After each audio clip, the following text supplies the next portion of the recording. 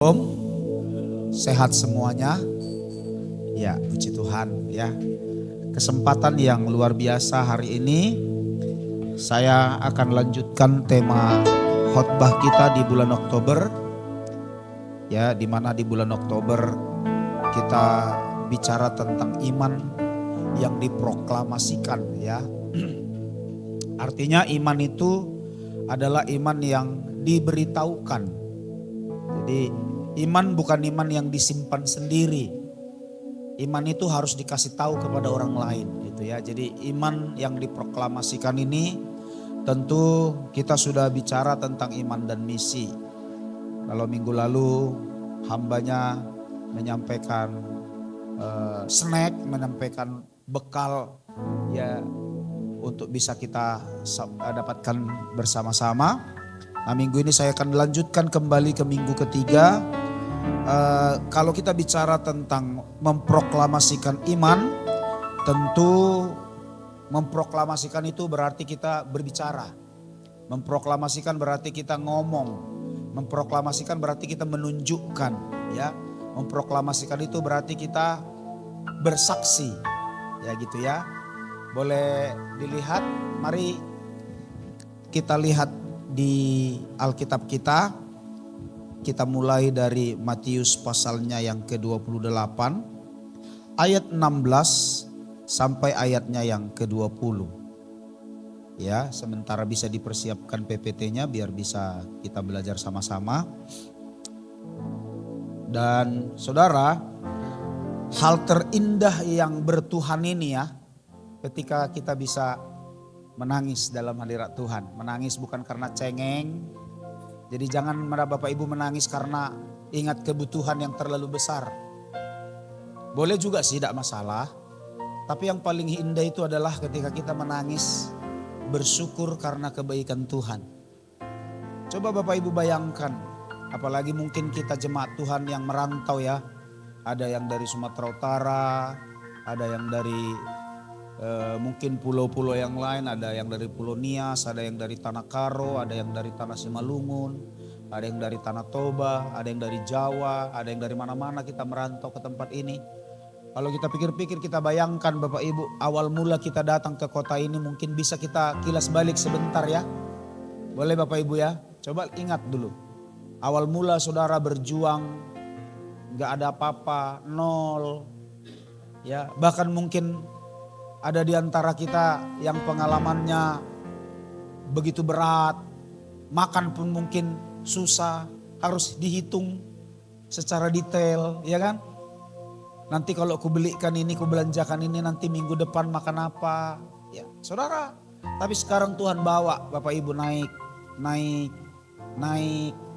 ya. Oke lah, saudara mungkin berkata, ya karena saya berjuang Pak, tapi perjuangan manusia tanpa berkat Tuhan juga sia-sia. Berkat Tuhanlah yang menjadikan kaya, susah payah tidak menambahinya. Ada orang bersusah payah Bapak Ibu tapi tidak kaya. Karena memang berkat Tuhan yang menjadikan kaya. Kalau bicara tentang susah payah Bapak Ibu, orang-orang misalnya di kolong-kolong jembatan sana, orang-orang yang mereka bukan nggak bersusah payah. Bahkan mereka harus menahankan terik matahari. Ya, mungkin mereka ada di persimpangan jalan. Mungkin ada yang ya bersusah payah dengan cara-cara yang lain. Semua orang bersusah payah. Makanya Alkitab bilang susah payah tidak menambahinya. Hanya berkat Tuhan yang menjadikan kaya. Dan itulah sebenarnya yang pantas membuat kita bersyukur. Ya, itu yang kalau saya Bapak Ibu, kenapa saya bisa menangis dalam hadirat Tuhan? Itu hanya karena itu. Ya, mengingat juga dulu memulai pelayanan dari nol, nggak ada apa-apanya, harus pasang bubu biar dapat ikan itu nanti sebagian dijual, sebagian dimakan. Saya harus tanam jagung, saya harus tanam kacang tanah, jalan kaki, lalu puji Tuhan diberkatkan sepeda, saya bisa bersepeda ke kebun. Ya, itu pun jagung yang saya tanam tidak 100% bisa kita miliki. Kenapa? Banyak yang dipatahin nama monyet, jagungnya dicabutin nama monyet. Sehingga harapan kita mungkin sekian, mungkin 60%-nya pun tidak bisa kita dapat. Dan ini Bapak Ibu yang membuat saya terus bersyukur. Kalau Tuhan terus bawa gereja kita ya terus maju dan saya nggak boleh puas. Dan saya juga punya cita-cita sampai suatu saat nanti gedung ini pun akan menjadi gedung megah, gedung besar. Dan jiwa-jiwa banyak yang dimenangkan, dimuridkan, diselamatkan. Itu ya, kenapa? Karena ya saya nggak boleh puas. Saya percaya gini, kalau Tuhan bawa kita dari nol sampai sekarang, Tuhan juga bisa bawa kita lebih ke tempat yang lebih tinggi lagi. Sama seperti ekonomi kita Bapak Ibu. Kalau Tuhan membawa engkau dari nol sampai titik sekarang, Tuhan masih bisa angkat kita. Yang penting tahu mengucap syukur. Ya, Tuhan masih bisa angkat kita. Amin. Baik. Nah, saudaraku, yuk kita mulai pembacaan kita Matius pasal 28 ayatnya yang ke-16 sampai 20. Udah dapat? Mari sama-sama kita rendahkan hati untuk berdiri di dalam hadirat Tuhan. 16 saya baca, nanti saudara baca ayat ganjil. Demikian, dan ke-11 murid itu berangkat ke Galilea, ya, ke bukit yang telah ditunjukkan Yesus kepada mereka. 17.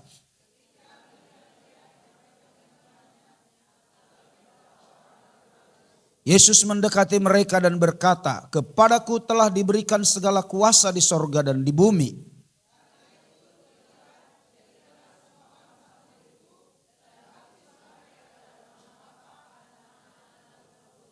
Dan ajarlah mereka melakukan segala sesuatu yang telah kuperintahkan kepadamu." Sama-sama, dan ketahuilah aku menyertai kamu senantiasa sampai kepada akhir zaman. Kita baca sekali lagi, dan ketahuilah aku menyertai kamu senantiasa sampai kepada akhir zaman. Silakan duduk. Jemaat yang kekasih, hari ini kita bicara tentang kuasa menjadi saksi. Sekali lagi, kenapa penting bersaksi? Memproklamasikan. Jadi bersaksi itu sama dengan memproklamasikan. Ya, ketika Indonesia merdeka tahun 45 diproklamasikan, digembar-gemborkan, diberitakan. Ya, kenapa harus diproklamasikan Bapak Ibu? Supaya orang tahu. Tentunya toh, ya kan? Supaya orang tahu. Semakin sering kita proklamasikan, semakin orang tahu. Kan gitu? Ya, mengapa dulu kalau di sekolah kita masihlah sampai sekarang ya. Setiap hari Senin upacara proklamasi itu terus disampaikan? Masih ya? Kenapa itu harus kita sering sampaikan? Supaya apa yang diproklamasikan oleh tokoh negara kita yang berjuang itu mendarah daging di sini. Ya, jadi supaya orang tahu bahwa bangsa Indonesia itu sudah merdeka. Nah, gitu loh. Nah, kenapa kita juga harus proklamasikan tentang Yesus? Supaya orang juga tahu. Terlepas dari ada orang yang menolak, itu pasti. Tetapi Bapak Ibu gini, tugas kita, catat ini baik-baik jemaat Tuhan ya. Tugas kita adalah bersaksi, memproklamasikan. Tugas menyelamatkan mereka, tugas mengubah mereka adalah tugas Roh Kudus. Yang penting saudara bersaksi aja. Soal diterima atau tidak. Istilahnya Bapak Ibu, maaf nih saya pakai istilah dari luar. Istilahnya seperti seorang agen. Katakanlah agen asuransi. Seorang agen asuransi. Ibu Pak Pahan nih soalnya masih ya? Masih ya? Katakanlah seorang agen asuransi. Apa yang dilakukan seorang agen asuransi? Nah, ini kalau ditanya soalnya nih bisa panjang ini ceritanya seorang agen asuransi. Dia harus datang dari rumah ke rumah. Betul nggak? Kalau dulu ku ingat Kak Sonya dari sini bisa ke Agro, bisa kemana-mana, dikelilinginya semua.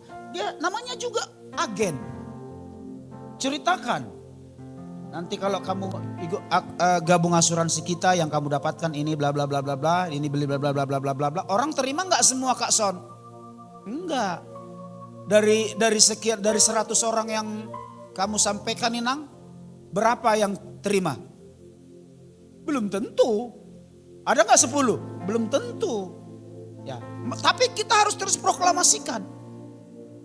Dengan menceritakan itu kita sedang memproklamasikan. Sampai suatu kali mungkin ada orang yang closing. Sampai ada orang yang, oh ya aku mau gabung. Tapi banyak gak yang menolak? Pasti banyak. Nah makanya tugas kita adalah memproklamasikan, menceritakan, mengajak. Kalau orang mau silahkan, puji Tuhan, sama-sama berada dalam keselamatan. Tapi kalau orang tidak mau, ya kita tidak bisa paksa. Tugas kita adalah bersaksi. Lalu kita doakan. Dari luar sana nanti kita doakan. Setelah kita pulang ke rumah kita doakan. Ya samalah. Misalnya seorang agen asuransi. Setelah sampai di rumah apa yang dilakukannya? Dia chatting kembali. Kayak gitu gak kira-kira Ibu Pak Pahan? Dia chatting kembali. Ya misalnya nih seorang laki-laki. Itu gimana tadi? Kalau tertarik ya jangan lupa hubungin Sonya ya. Seperti itu saudaraku. Sampai di rumah kita hubungi kembali, kita doakan kembali. Tuhan tolong supaya orang ini tergabung dalam agensi saya. Bapak Ibu tanpa kita sadari kita semua adalah agensi. Tapi kita agen apa? Kita bukan agen asuransi dunia tapi kita agen asuransi sorga. Karena yang sedang kita tawarkan bukan, sorry ya bukan saya bilang asuransi dunia itu enggak bagus enggak. Karena asuransi dunia juga ada yang bagus. Tapi asuransi dunia itu terbatas gunanya. Tapi kalau asuransi sorga yang kita tawarkan ini forever. Selama-lamanya. Nggak ada batas waktu. Makanya jangan lupa, yang penting jangan maksa dan jangan berantem. Masalahnya sekarang kan banyak orang berantem. Apalagi sekarang ini memang sih ada beberapa orang-orang Kristen karena mencoba meluruskan. Kenapa? Mungkin ada beberapa dari orang-orang seberang sana suka jelek-jelekin Bible, suka jelek-jelekin Alkitab, sehingga mereka buka room untuk meluruskan. Ya, misalnya ketika orang berkata orang Kristen itu bodoh, masa manusia disembah jadi Tuhan. Nah orang-orang Kristen buka room di TikTok. Buka room di TikTok mereka luruskan. Yesus bukan manusia yang diangkat jadi Tuhan. Tapi Yesus adalah Tuhan yang mau jadi manusia. Terjadilah perdebatan, terjadilah pertengkaran. Kita gak perlu berantem, kita gak perlu bertengkar. Karena memang kita Tuhan selamatkan untuk menyelamatkan manusia. Jangan lupa Bapak Ibu. Ceritakan saja soal orang terima atau tidak itu bukan persoalan kita. Amin. Ceritakan saja. Coba Bapak Ibu kita buka mulut, kita buka hati kita. Yang penting Bapak Ibu cara menyampaikannya engkau jangan memaksa. Yang penting cara menyampaikan. Apalagi bicara tentang kesaksian ya. Namanya kesaksian berarti sesuatu yang kita alami. Sesuatu yang kita alami kita ceritakan pada orang. Jangan ngomong kosong gitu ya. Ngomong kosong, kita ngomong contohnya, siapa di sini yang sudah pernah ke Jogja? Angkat tangan Bapak Ibu. Nah, udah pernah ke Jogja, iya. Udah pernah ke Jogja toh? Berapa orang? Coba saya mau tahu. Nah, misalnya Pak Siregar udah pernah tulang ke Jogja? Belum. Misalnya Pak Siregar yang cerita Jogja, bagaimana menurut saudara? Hah? Nggak masuk. Iya. Kalau Ibu Opung Gelo cerita Bandung, saudara bisa percaya? Udah berapa kali dia ke Bandung? Akhirnya seperti itu. Makanya kesaksian itu adalah sesuatu yang kita alami, kita bagikan pada orang lain. Maka tema kita adalah kuasa menjadi saksi. Tuhan mau kita bersaksi dalam Injil Matius pasal 28 ayat 16 sampai 20 ini tadi. Kalau kita lihat Tuhan sebenarnya memberikan kita hak istimewa. Ya, memang gini Bapak Ibu ya. Kalau bersaksi di dunia ini, jadi agen di dunia ini, ada hasil yang langsung dilihat. Contoh gini, kalau misalnya Sonya ini, Ibu Pak Pahan ini bersaksi tentang asuransinya, orang closing, ada langsung gaji yang dia dapat. Tapi kalau bersaksi tentang surga, orang closing percaya Yesus. Closing itu kan percaya Yesus tuh. Orang closing percaya Yesus, kita dapat uang enggak? Belum tentu, justru kadang-kadang jadi pengeluaran. Betul lah kira-kira. Misalnya orang yang kita layani ini adalah orang yang lebih susah dari kita. Tiba-tiba dia terima Yesus. Ya mungkin kita harus terbeban lagi.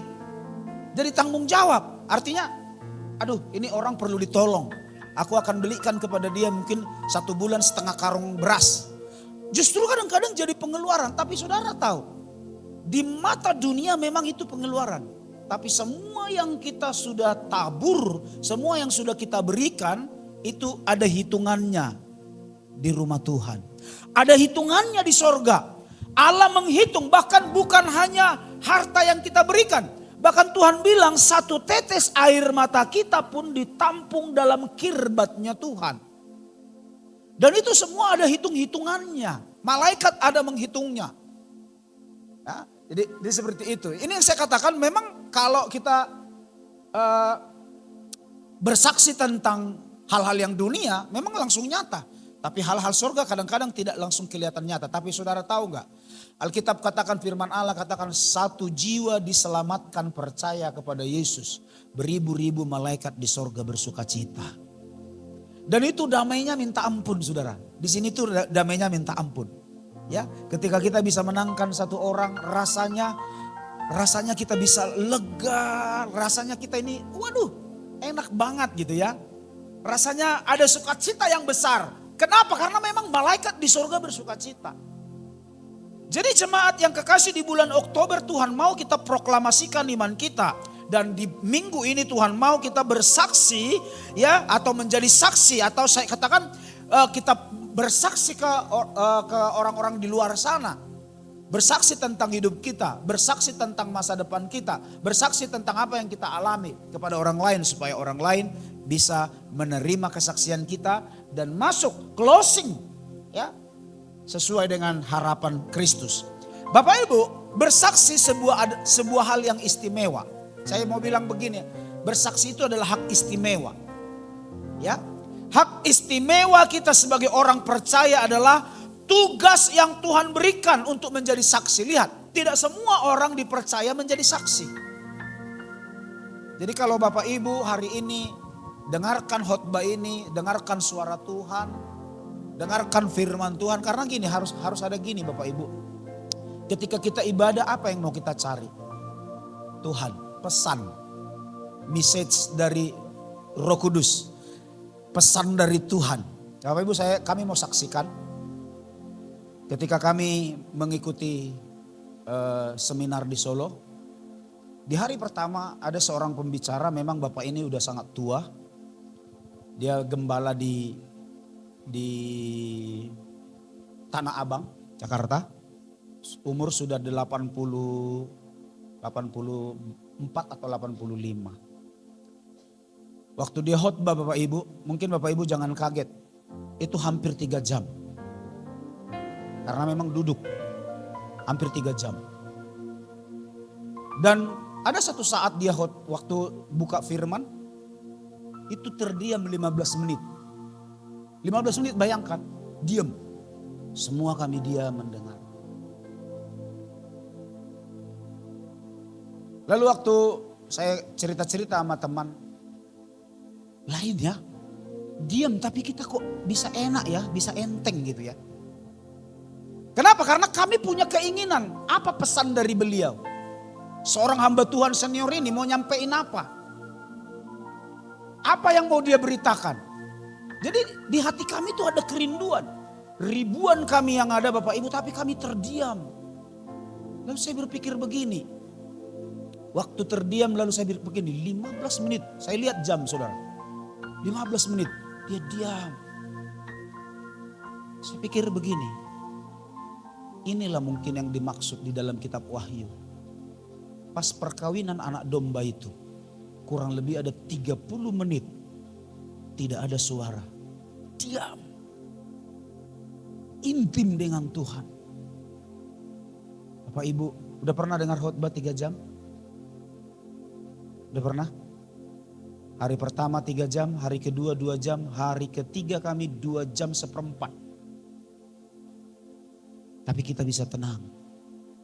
Kadang-kadang Pak Gembala khotbah 1 jam aja udah banyak yang gelisah, banyak yang keluar masuk kan. Kenapa Bapak Ibu? Karena hati kita tidak rindu akan Tuhan. Ya, coba di sini saudara datang bilang begini, Tuhan apa pesanmu untukku hari ini? Apa pesanmu untuk kami hari ini? Ketika itu Bapak Ibu kita taruh di sini, kita akan selalu haus dan haus. Tuhan mau apa? mau apa dalam hidupku? Tuhan mau apa dalam hidupku? Jadi Bapak Ibu mungkin suatu saat boleh ikut dah. Tapi biaya sendiri kan? Karena memang biaya sendiri juga kan? Gak ada yang diongkosin kan? Biaya sendiri. Tapi kami punya kerinduan. Karena kami juga hamba Tuhan Bapak Ibu butuh dicas. Ibarat handphone. Ini pengeluaran terus. Ya, kita berdoa, kami juga butuh dicas, kami butuh firman. Kami butuh juga di khotbahin. Karena di sini kerjanya khotbah terus kan. Ibarat apa tuh keluar habis. Jadi ini butuh dicas. Maka kenapa kami harus berkorban? Waktu ada persekutuan seperti itu, jauh kami tidak peduli. Mau habis dana berapa bagi kami tidak peduli. Bayangkan kalau kami berdua untung hanya naik bus kan. Naik pesawat berapa lagi? Tapi kami bilang ayo kita jalan, kita cari firman. Kita cari kekuatan. Kenapa? Kami hamba Tuhan, kekuatan kami adalah ketika kita berkumpul bersama-sama. Ketika kita menerima lagi firman dari pemimpin-pemimpin. Itulah kekuatan kami. Ya. Nah jemaat yang kekasih dalam nama Tuhan, mungkin saudara berpikir. Ya karena mungkin saudara lihat Ibu Gembala kan kadang dipostingnya kan pas jalan. Tapi saudara kan yang saudara lihat kan yang jalan itu. Saudara nggak lihat waktu kami dengar khotbah sampai 3 jam harus diam. Ya, kalau ketika kami diajar, kami harus diam. Ya, nah saudaraku, untuk itu inilah yang kami dapat.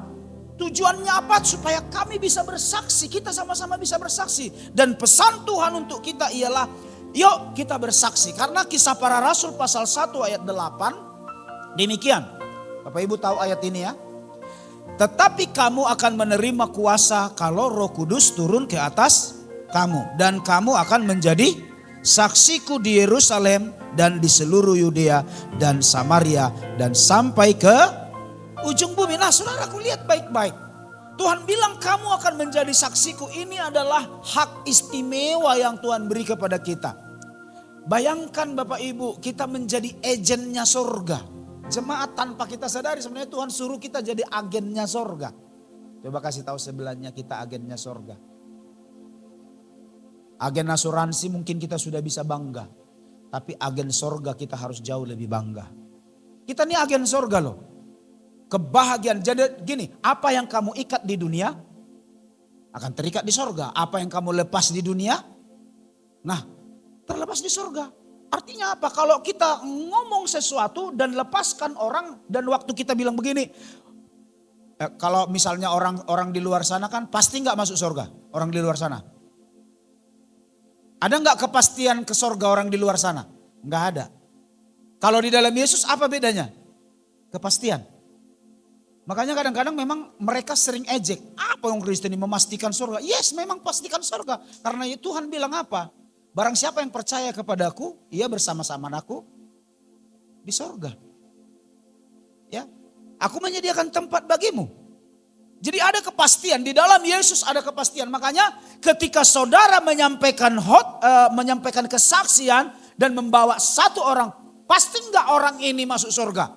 Kalau orang ini percaya pada Yesus, oleh karena tuntunanmu saya mau katakan orang itu pasti masuk surga. Itu hebatnya kita kan? Ya, orang di luar sana mereka ngikutin agamanya pasti masuk surga aja? Enggak. Tapi kalau ketika kita sampaikan khotbah atau sampaikan kesaksian, orang percaya kepada kesaksian kita, orang itu pasti masuk surga. Itulah hebatnya kita agen surga. Amin. Ya, nah, saudaraku yang kekasih, coba kita perhatikan kembali ayat ini, boleh dibuka kembali ayatnya pelan-pelan. Ayat yang ke-16. Dan ke-11 murid itu berangkat ke Galilea. Kenapa 11 murid Bapak Ibu? Bukankah murid Yesus ada 12? Kenapa 11? Yudas di mana? Ya, di dalam Matius pasal 27, boleh buka sebentar. Matius 27, jadi Bapak Ibu supaya tahu ayat ini ya. Kok 11 supaya nggak bingung kan. Murid Yesus 11 apa 12? Jangan gitu nanti ya.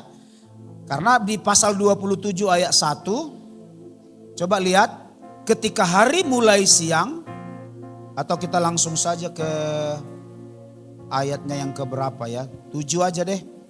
Sesudah berunding mereka membeli dengan uang itu tanah yang disebut tanah tukang periuk untuk dijadikan tempat.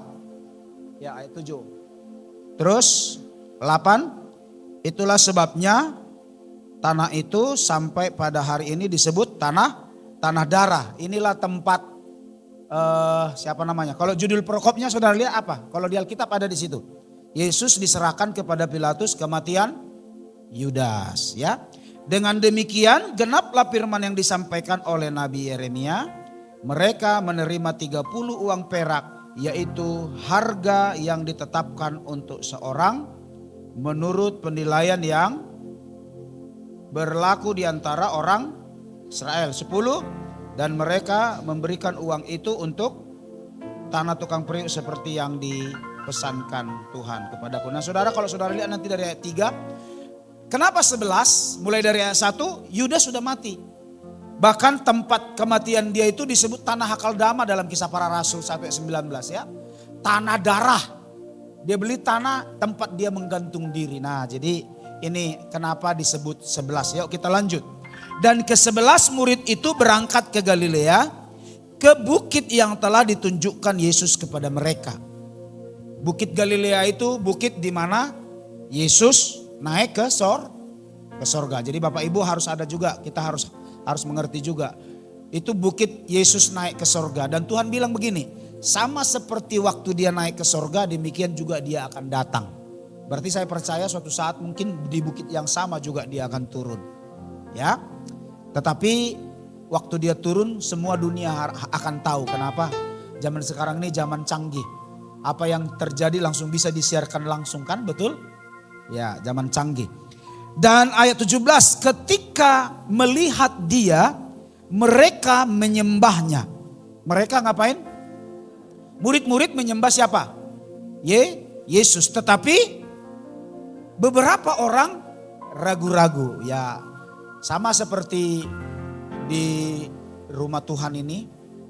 Kadang-kadang ada orang yang menyembah dengan sungguh-sungguh, tapi ada yang ragu-ragu. Ya, dan biasanya orang yang ragu-ragu gak akan mendapatkan apa-apa. Ya, maka Bapak Ibu gini, kita biasakan seperti yang saya bilang 2 minggu lalu, kita biasakan Bapak Ibu, apa tujuanku datang ke gereja? Saudara pahami, oh saya datang ke gereja, saya datang ke rumah Tuhan, saya ingin menyembah Tuhan, saya ingin mengucap syukur, saya ingin berterima kasih.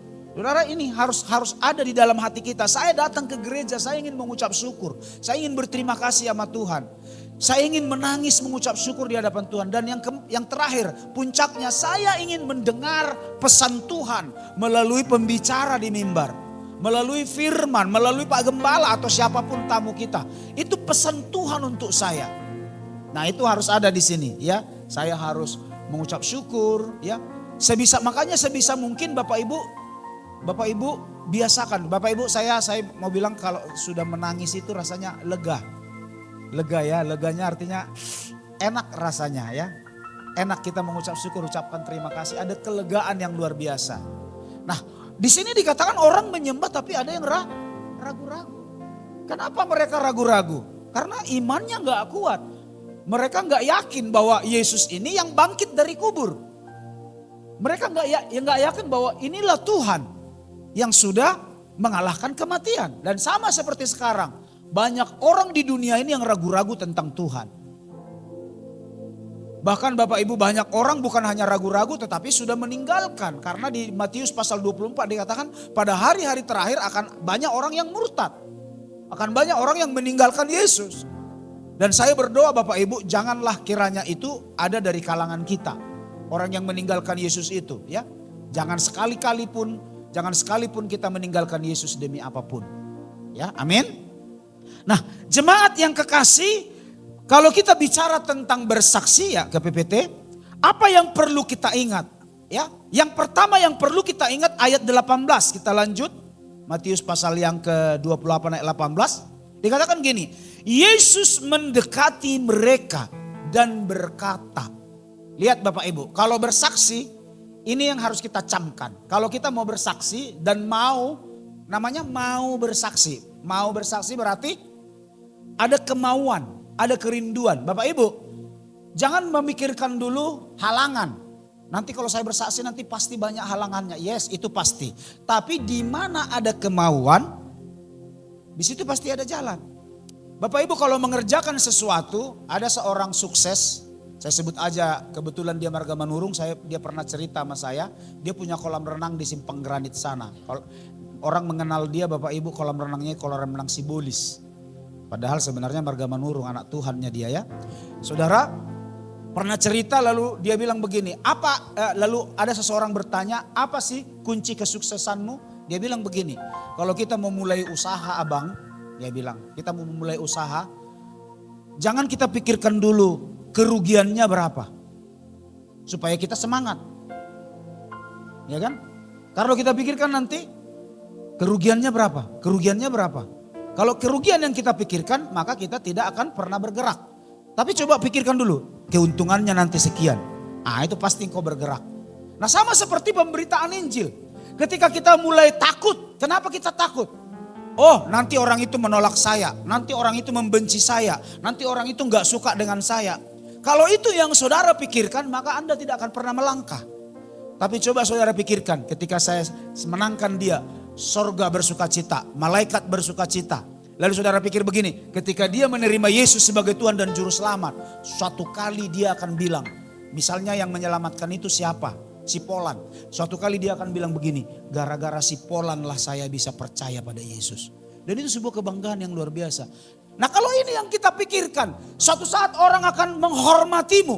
Kenapa orang menghormatimu? Karena engkau sampaikan Injil dan orang diselamatkan. Jadi jangan pikirkan dulu nanti saya ceritakan Injil jadi benci dia sama saya. Bapak Ibu gak usah pikirkan itu. Ya, pekerjaan kita hanya bersaksi, sampaikan tentang kebenaran. Bersaksi tentang pengalamanmu, bersaksi tentang nikmatnya hidup di dalam Tuhan. Bersaksi tentang indahnya berada dalam hadirat Tuhan. Biar kamu bisa ngalamin bro, biar kamu bisa mengalamin kawan. Ayo ikut sama-sama. Caranya bagaimana? Begini. Ya sama seperti asuransi itu. Caranya bagaimana? Begini. Jelasin. Nah saya percaya suatu saat orang akan berkata yes dan orang akan bangga kepadamu. Dan ketika engkau bersaksi ingat ayat 18 ini Yesus berkata mendekati mereka dan berkata kepadaku telah diberikan segala kuasa di sorga dan di bumi. Jadi Bapak Ibu ketika kita bersaksi percaya hal pertama Tuhan berikan kita kuasa. Haleluya, terima kasih. Tuhan beri kita kuasa, ini yang harus kita camkan jemaat Tuhan. Jangan pernah takut untuk bercerita. Jangan pernah takut untuk bersaksi karena kuasa Tuhan beri. Kisah Para Rasul 1 ayat 8 tadi jelas ya. Masih ingat Kisah Para Rasul 1 ayat 8 isinya apa? Dikatakan begini, tetapi kamu akan menerima kuasa kalau Roh Kudus turun ke atasmu. Ketika Roh Allah sudah menyertai saudara, engkau akan diberi kuasa. Dan setelah itu disambung lagi, kamu akan menjadi saksiku di Yerusalem, ya, dan di seluruh Yudea dan Samaria dan sampai ke ujung bumi. Ya, Tuhan bilang apa? Tuhan sudah beri kita kuasa. Ketika engkau menerima Yesus sebagai Tuhan dan Juru Selamat, Roh Kudus memenuhi hidupmu, sebenarnya kuasa itu sudah kita punya. Amin. Haleluya. Ya, saat memberikan tugas kepada murid-muridnya, Yesus ya saat memberikan tugas, Tuhan Yesus dikatakan meneguhkannya dengan pernyataan kepadaku telah diberikan segala kuasa di sorga dan di bumi. Lihat ayat 18 itu. Sekali lagi perhatikan ayat 18 itu. Ya. Kepadaku telah diberikan. Jadi waktu murid-murid diutus, kepada mereka diberi kuasa. Dan di sini diteguhkannya kembali. Coba lihat sama-sama 3, 2 ya. Yesus mendekati mereka dan berkata, kepadaku telah diberikan segala kuasa. Segala kuasa di sorga dan di bumi. Lihat, segala kuasa. Ini sebenarnya membuktikan walaupun Yesus itu dilahirkan sebagai manusia, ini membuktikan bahwa dia Allah 100%. Jadi semua kuasa yang di sorga, semua kuasa yang di bumi, semua kekuatan yang di sorga, semua kekuatan yang di bumi ada pada dia. Ini membuktikan dia Tuhan. Dan dia bilang begini, semua kuasa itu ada padaku. Kalau semua kuasa ada padaku, lalu aku utus Yobel dengan kuasaku, maka Yobel pun punya kuasa yang ada padaku. Nah ini yang kadang-kadang orang Kristen gak pahami. Makanya kenapa kita takut untuk bercerita. Padahal Tuhan bilang aku sudah, semua itu kuasa ada padaku. Semua kekuatan dunia itu takluk kepadaku. Nah waktu aku mengutus kamu, berarti kuasa yang ada padaku pun penuh di dalam kamu. Jadi kuasa yang ada pada Yesus itu sebenarnya sudah ada pada kita. Hanya kita nggak mengeksplor, apa itu namanya ya, membongkar kuasa itu. Nggak kita temukan, nggak kita praktekkan, kita diam. Oke lah saudara memang menjadi garam, tapi di apa? Menjadi garam dalam sebuah gedung. Menjadi garam di dalam sebuah gudang, makanya jadi gudang garam.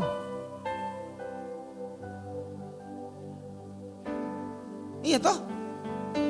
Oke lah di sini mungkin kita saling satu sama lain saling ramah, saling mengasihi, amin. Di gereja kan saling mengasihi semuanya, nggak ada yang sebelahnya musuhan dengan sebelahnya, nggak ada kan? Semua jadi garam, halo, amin. Jemaat, semua jadi garam, puji Tuhan. Tapi jangan jadi gudang garam. Ini kalau jadi gudang garam, garamnya ditumpuk-tumpuk nanti kena air cair semua. Makanya garam kita ini harus kita bagikan kepada orang lain. Supaya orang bisa menikmati. Dan ketika engkau membagikan ada hal yang saudara harus ingat ialah apa? Tuhan telah memberi engkau kuasa. Haleluya. Ketika Yesus berkata kepadaku telah diberikan kuasa, boleh PPT? Artinya ketika melakukan amanat agungnya, kita harus mengingat bahwa apa? Kuasa telah tersedia dalam kita. Telah diberikan bagi kita, telah tersedia di dalam kita. Dan yang memberi kuasa itu adalah sumber kuasa yang sesungguhnya. Siapa? Yesus. Karena di dalam dia sudah ada kuasa di sorga dan di bumi. Bayangkan di sorga dan di bumi. Berarti ini yang dimaksud dengan Kisah Para Rasul 4 ayat 12. Tidak ada nama lain yang kepadanya orang diselamatkan. Kecuali dalam nama itu sendiri. Dalam nama Yesus. Itu membuktikan bahwa Tuhan kita yang kita sembah dalam Yesus Kristus adalah Allah. Jelas sekali. Dalam Yohanes pasal 1 ayat 3. Ya. Tuhan Yesus yang menjadikan, dia yang menjadikan langit dan bumi, dia yang menjadikan segala isinya. Makanya Bapak Ibu, saya pakai istilah saya pakai istilah goblok sekali orang kalau sempat tinggalkan Yesus. Goblok sekali. Maaf saya pakai istilah itu ya. Bodoh sekali. Itu jelas saudaraku. Ya. Di dalam Yohanes ayat 1 Pasal 1 ayat 1, pada mulanya adalah firman. Firman bersama dengan Allah. Lalu ayat 3, dia menjadikan segala sesuatu. Ya, oleh dia, oleh firman, semua dijadikan. Lalu firman di ayat 14, firman menjadi manusia, menjadi daging di dalam diri Yesus. Sebenarnya makanya saya bilang bodoh sekali. Yesus itu bukan manusia yang kita angkat jadi Tuhan. Tapi Yesus adalah Tuhan yang menjadikan langit dan bumi. Makanya ketika ada pertanyaan, kalau begitu siapa duluan lahir? Siapa duluan ada, Yesus atau Adam?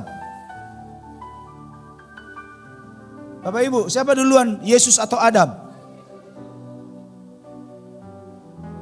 Iyalah, bagus. Siapa duluan, Yesus atau Adam? Kok ragu-ragu sih Bapak Ibu? Siapa duluan, Yesus atau Adam? Tuhan Yesus itu duluan. Tapi dagingnya memang muncul 4.000 tahun setelah Adam. Ya, waktu dia diciptakan waktu dia berinkarnasi jadi manusia, mengambil hakikat. Jadi bukan menjelma ya. Saya udah pakai istilah bukan menjelma. Bapak Ibu jangan pakai istilah menjelma. Kalau menjelma itu kan manusia jadi tikus selamanya. Nah, itu menjelma. Kalau dia nggak mengambil hakikat Tuhan, tapi dia ambil rupa manusia, hanya 33,5 tahun di dunia ini. Dia sebenarnya Allah itu sendiri. Ya jelas sekali Bapak Ibu. Makanya saya bilang maaf, bodoh ketika orang meninggalkan Tuhan Yesus. Ya. Apalagi zaman sekarang banyak orang tinggalkan Yesus, jelekkan lagi. Jelek-jelekin Kristen. Kenapa? Karena memang gak pernah dapat pengajaran yang benar. Makanya Bapak Ibu, saya selalu ingatkan, kita nanti di 2025 ada pemuritan, ada komunitas kecil untuk pembinaan, komsel-komsel. Ya, terus ada pemuritan nanti ya. Jadi kita akan ada pembinaan, pemuritan. Ya, kita akan ada nanti pembinaan bagaimana supaya kita bisa berakar di dalam Tuhan. Mengenal Yesus, mengenal Tritunggal. Ya.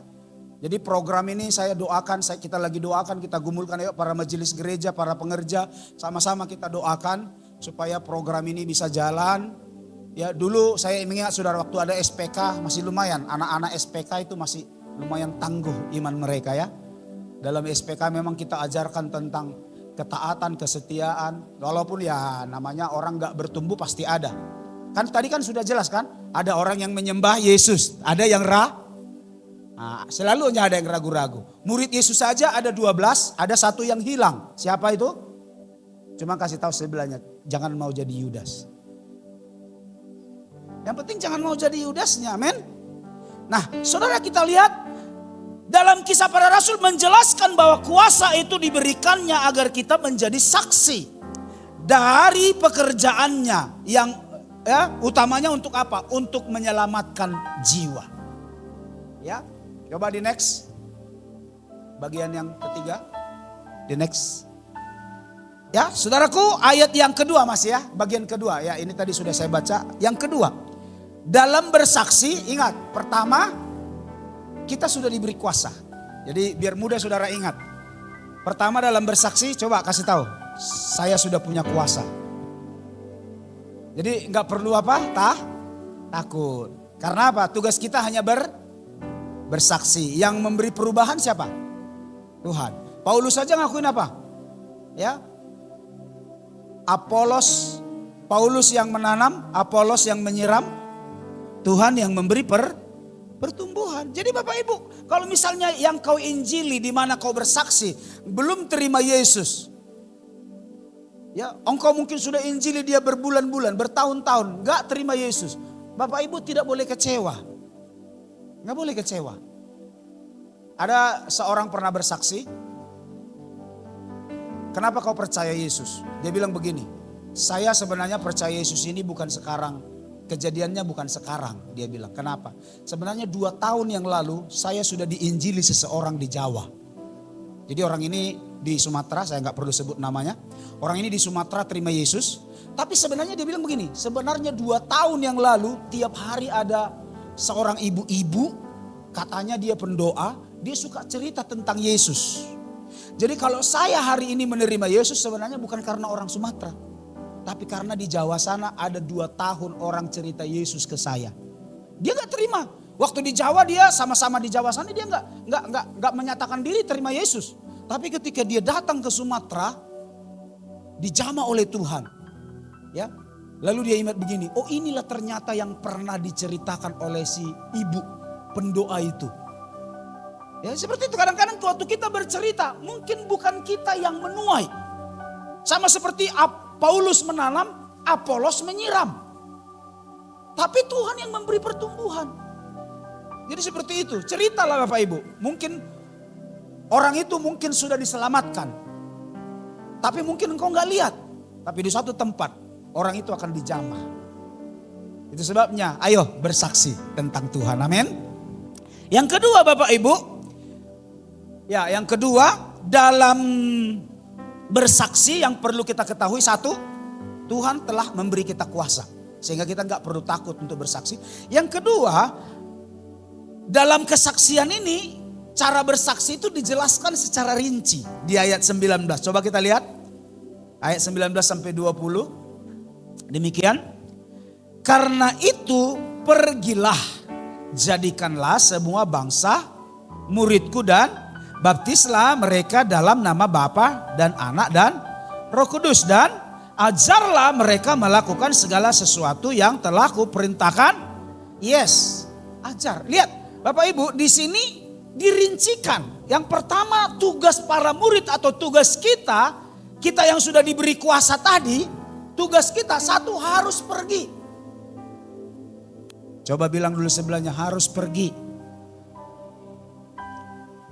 Kata pergi berarti ada unsur sengaja. Bilang dulu sebelahnya, ada unsur sengaja. Jadi bukan kebetulan. Ya memang adanya kadang-kadang waktu kita kadang jalan-jalan tiba-tiba ketemu orang nggak sengaja lalu cerita Injil. Ada. Tapi yang Yesus mau pergi.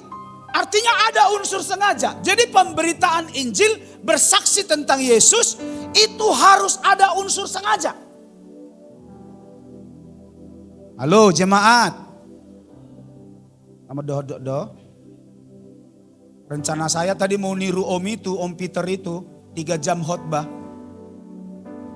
Lalu berhenti setengah jam. Gimana kira-kira?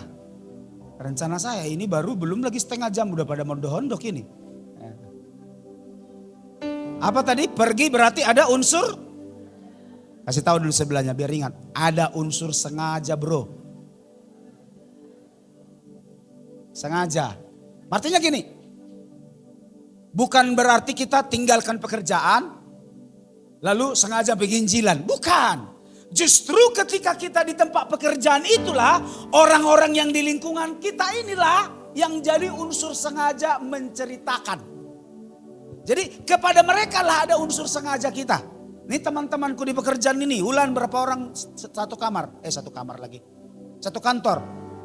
Termasuk Pak Hermawan ya. Nah itu jadi unsur sengajamu menginjili dia gitu loh. Paham Bapak maksudnya? Jadi pergi dengan sengaja itu bukan berarti Ulan akhirnya tinggalkan pekerjaan lalu jadi penginjil keliling, bukan. Justru sengaja. Berarti orang-orang yang di kantorku ini dengan sengaja menjadi targetku. Bapak Ibu yang kerja di kebun, orang-orang yang di kebun ini targetku. Makanya saya senang sekali, walaupun mungkin belum bercerita, tapi Amang Manik ya, sudah mulai dia lihat.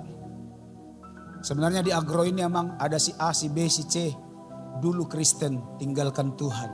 Ini merupakan target doa kita Amang. Jadi ada target, ada unsur sengaja.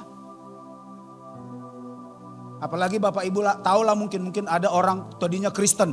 Tapi mungkin karena ekonomi, karena pasangan, karena pacar, karena apa. Tinggalkan Tuhan. Ini jadi target sengaja. Ini harus ada unsur sengaja Bapak Ibu. Pergilah itu kata Yesus ada unsur sengaja. Untuk kita memberitakan Injil. Amin.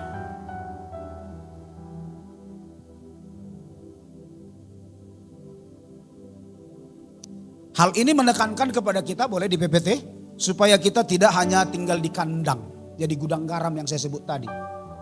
Ya, jangan hanya tinggal di kandang. Ya, apalagi maaf nih kita para pelayan-pelayan Tuhan ini. Kalau di sini wah dahsyat-dahsyat kita. Tamborinnya keren-keren, musiknya keren-keren, majelisnya keren-keren. Apalagi WL-WL-nya, singer-singernya keren-keren. Ini kan kita jago di kandang masih itu kan.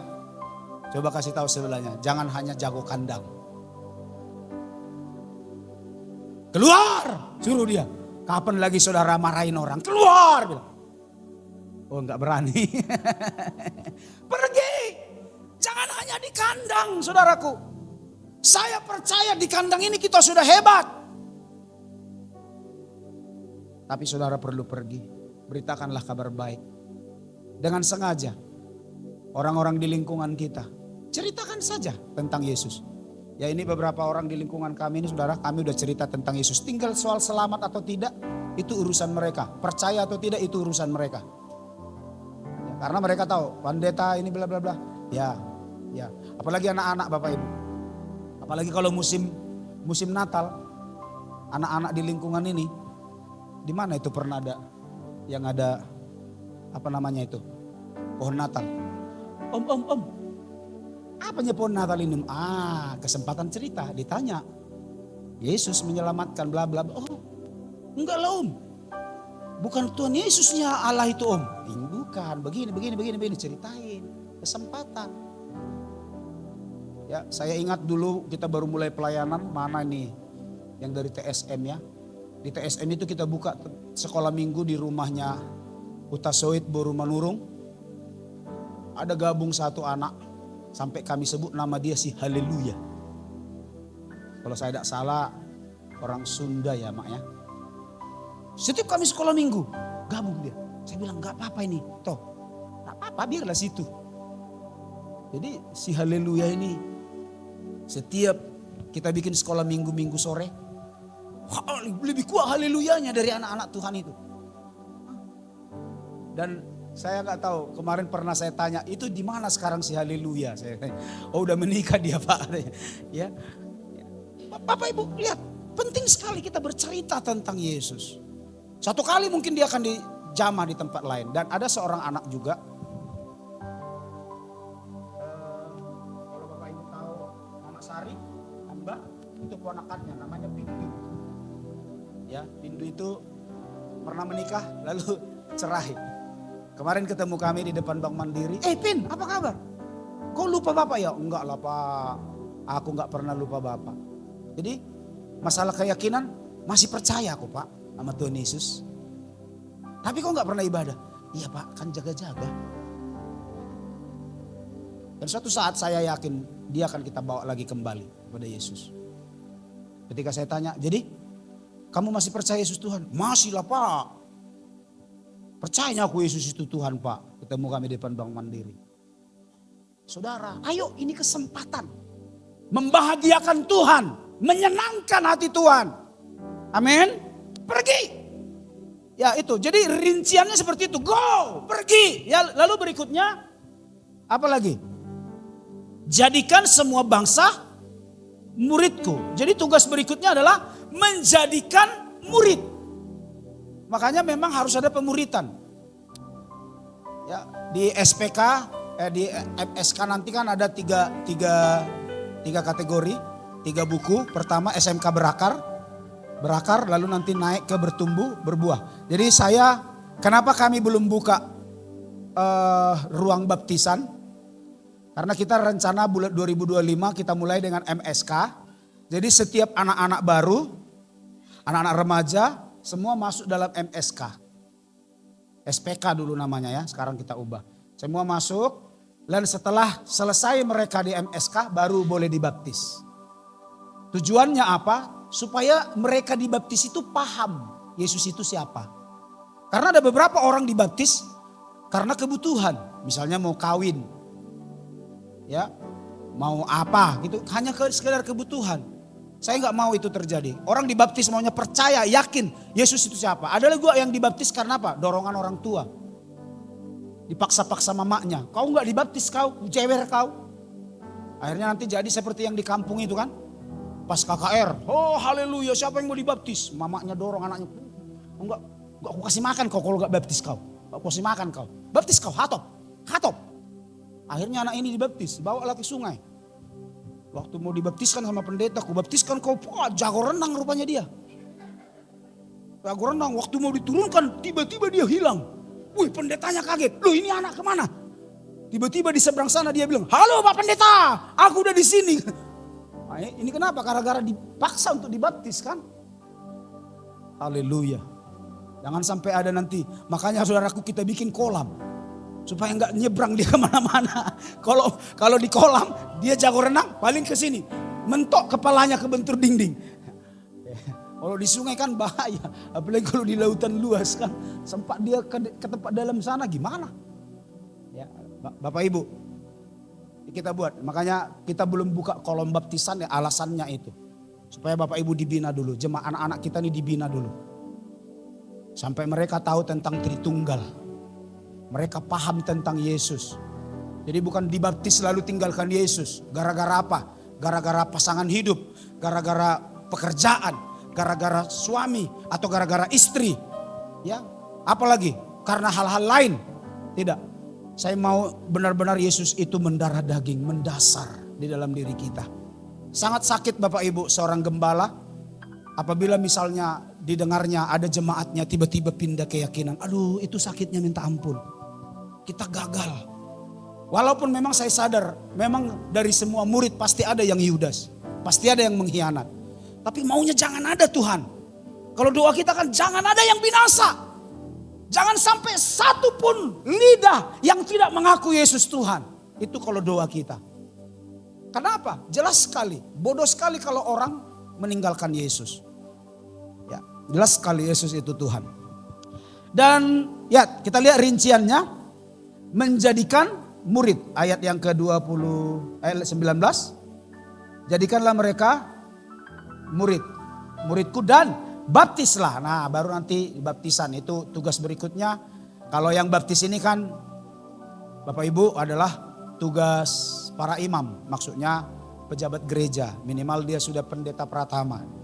Ya, jadi baptis ini bukan tugas saudara. Penting saudara selamatkan, bawa kepada Tuhan, nanti kita baptis. Ya.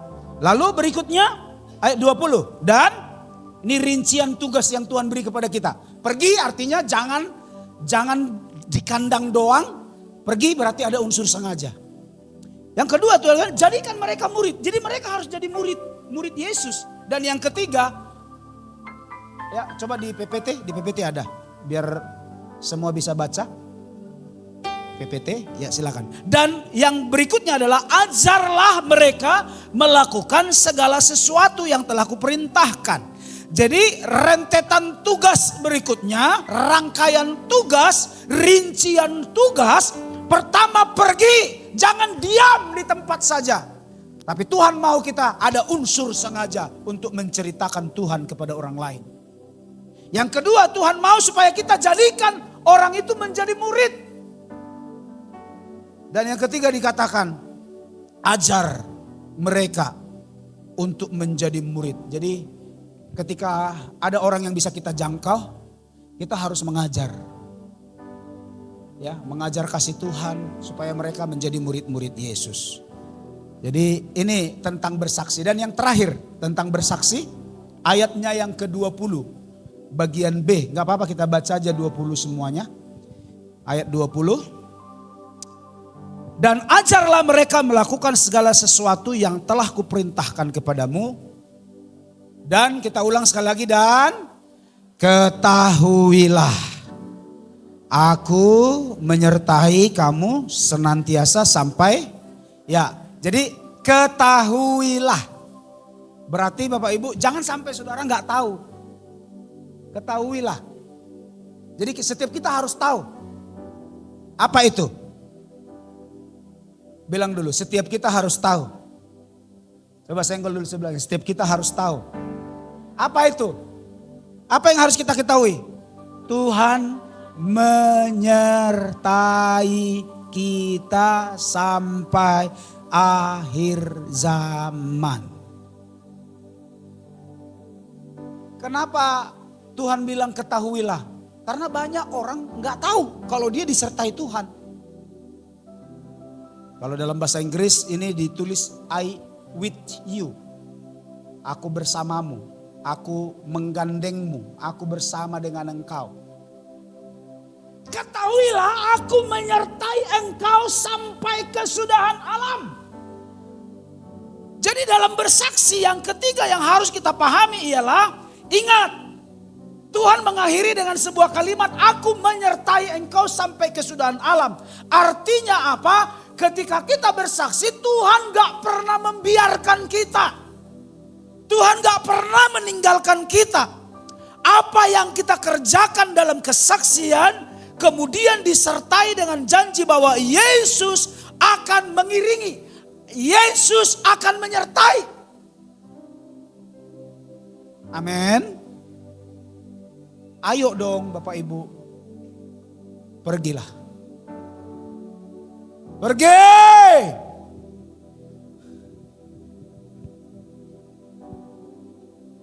Ayo Bapak Ibu, dengan kasih Tuhan, saya mau ingatkan kita, buatlah unsur sengaja. Berdoa dulu dari rumah Tuhan. Orang yang berada satu kantor denganku. Orang yang hari-hari bersama denganku. Mungkin Bapak Ibu tanpa kita sadari dia adalah sahabat dekat kita. Mungkin dia orang yang hari-hari bersentuhan dengan kita. Tapi tidak sekalipun kita pernah bercerita tentang Tuhan. Suatu saat Bapak Ibu tahu darah mereka akan dituntutkan kepada kita. Yehezkiel pasal 37 dikatakan ketika kita mengetahui dosa orang tapi kita tidak memberitakannya, mengabarkannya, orang itu mati dan darahnya akan bercerita kepada Tuhan. Kenapa si Polan itu Kristen tapi tidak pernah cerita tentang Tuhan? Tetapi sebaliknya ketika engkau sudah bercerita, orang itu mati dalam kebinasaan, mati dalam dosa. Orang itu tidak bisa tuntut apa-apa. Karena orang itu sudah pernah kita beritakan Injil. Saudara tahu? Ada nggak? Bisa nggak darah mereka berbicara kepada Tuhan? Contohnya di mana? Habel. Ingat Habel? Waktu Habel dibunuh oleh Kain. Darahnya berbicara kepada Tuhan. Itu sebabnya, maaf Bapak Ibu. Itu sebabnya darah nggak bisa dimakan karena darah itu nyawa. Darahnya berbicara kepada Tuhan. Dari situ sebenarnya awal mula darah nggak boleh dimakan. Lalu siapa lagi?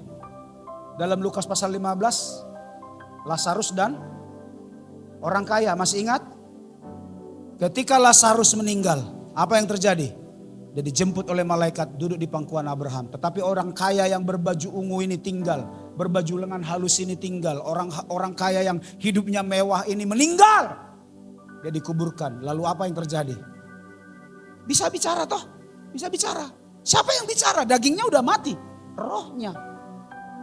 Yang satu ada di Firdaus. Di tempat yang mulia. Yang satu ada di Hades. Mereka bicara.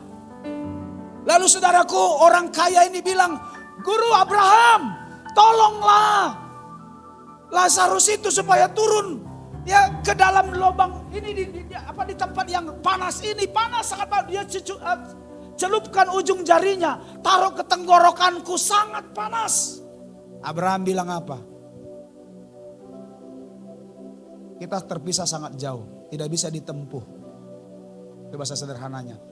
Lalu apa yang dilakukan orang kaya? Dia bilang, kalau begitu tolonglah Lazarus hidupkan kembali ke dunia. Ada 5 saudaraku. Saya percaya 5 saudaranya ini orang kaya juga. Ada 5 saudaraku di bumi supaya dia bercerita. Supaya mereka itu tidak binasa. Abraham bilang apa? Bagi mereka ada kesaksian para nabi. Ada kesaksian para jemaat GBI Tebing Tinggi bagi mereka. Nah, coba lihat ya, ada kesaksian para nabi, ada kesaksian para anak Tuhan. Loh, sebenarnya kesaksian kita yang ditunggu oleh mereka. Karena kalau membangkitkan orang yang mati, hidup, itu apa namanya? Mungkin 1 dari miliaran manusia bisa kejadian. Makanya dikatakan ada kesaksian para nabi, ada kesaksian para jemaat. Makanya Bapak Ibu kita harus bersaksi. Bisa bilang amin? Kita yang harus bersaksi. Haleluya. Apa yang kita kerjakan dalam kesaksian kemudian disertai dengan janji bahwa Yesus akan menyertai. Penyertaannya itu selamanya kekal. Ketika dia mengatakan bahwa aku menyertai engkau sampai kesudahan alam atau sampai pada akhir zaman. Jemaat yang kekasih, penyertaannya memberi jaminan bagi kita untuk tidak merasa sendirian dan takut memberi kesaksian. Unang hamu mabiar amang inang. Jangan takut, cerita aja. Yang penting jangan, maaf Bapak Ibu, saya harus tegaskan, negara kita negara hukum. Yang penting jangan ada, enggak perlu menjelekkan agama orang lain. Jangan pernah ini terjadi. Karena ada undang-undang penistaan agama. Ya, jangan. Jadi kalau saudara bersaksi, bersaksilah tentang kebaikan Tuhan. Bagaimana Tuhan menyertai engkau. Jangan jelekkan agama mereka. Jangan, tidak perlu. Walaupun kita tahu Bapak Ibu, ya, Yesus pernah berkata toh, Setelah aku nanti akan muncul nabi-nabi palsu. Berarti nabi setelah Yesus itu semua palsu. Kita tahu itu. Tapi tidak perlu kita harus berdebat tentang hal itu. Ya, Yesus berkata nanti setelah aku akan muncul nabi-nabi palsu yang akan menyesatkan manusia. Sebenarnya gampang sekali menerjemahkannya. Siapa yang muncul setelah Yesus? Ada beberapa agama yang muncul setelah Yesus. Yang lahirnya di tahun sekian. Ada. Kita tahu itu. Yesus sudah berkata itu nabi palsu. Tapi kita nggak perlu berdebat tentang hal itu. Amin.